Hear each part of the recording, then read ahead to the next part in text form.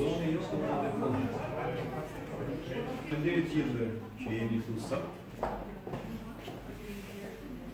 Falenderoj veçanërisht një organizatë që kanë organizuar gjithçka, neve kemi dhënë ambientin, si të thënë, por puna është bërë nga organizata shumë interesuara në mbrojtje komunitetit LGBT në Shqipëri. Faleminderit veçantë për pranimin e ambasadorës holandeze këtë ditë.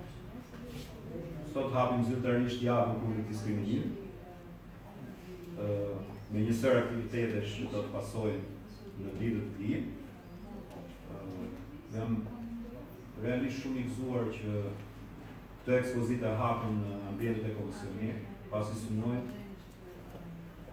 që kjo sallë të jetë në përdorim të gjithë organizatave të shoqërisë civile, që duan të bëjnë aktivitete në promovim të drejtave të njeriut, të çfarë do lloj natyre.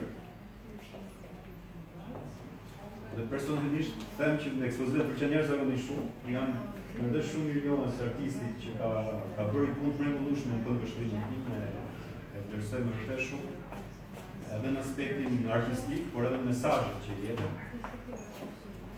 Ndoshta Darja do t'ju shpjegoj në një mënyrë pak më të veçantë gjën, po edhe kuptimi që kemi prezantimi i ëndrave të njerëzve është që ka art në vetë, jo në ambientin e shumë. Sepse shprehin shumë herë më shumë gjëra se sa shumë fjalë që thonë.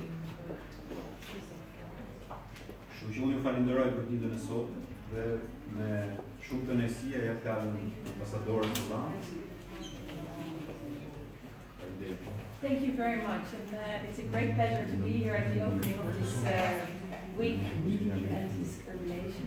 Shumë faleminderit edhe një herë të gjithëve, është një kënaqësi e veçantë për mua të jem sot këtu në fillimin e startimin e javës së aktiviteteve kundër diskriminimit. For the Netherlands, anti-discrimination is a very important topic. The first article of our constitution states that all people in the Netherlands are equal and that discrimination based on race, religion, belief, gender or anything else is forbidden. Për Hollandën, çështja e diskriminimit është aq e rëndësishme sa dhe në anenin e parë të kushtetutës tonë, ne kemi të cilësuar në mënyrë shumë eksplicite që të gjithë janë të barabartë dhe asnjëri nuk duhet të diskriminohet mbi bazat e çfarëdo lloji besimi që ka apo përkatësisë gjinore, për bindjeve politike etj. And also the first article of the Universal Declaration of Human Rights states that all people are being born free and equal. Njëkohësisht deklarata e përgjithshme e drejtave të njeriut, po në anenin e parë thotë që gjithë njerëzit kanë lindur dhe janë të barabartë. And that's the reason why in our foreign human rights policy, fighting against discrimination is such an important topic. Dhe prandaj dhe në politikën e jashtme të Hollandës, lufta kundër diskriminimit merr një rëndësi të veçantë, është një çështje e një rëndësie të veçantë. And we do it in many ways by supporting projects that we do reach out to people, to communities, to build understanding by education, all kinds of different projects.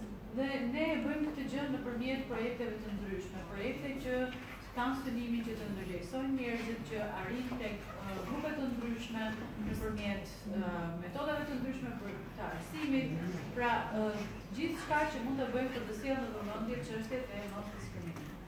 And in several of those projects we've used art, because arts challenge you to think about how you perceive things.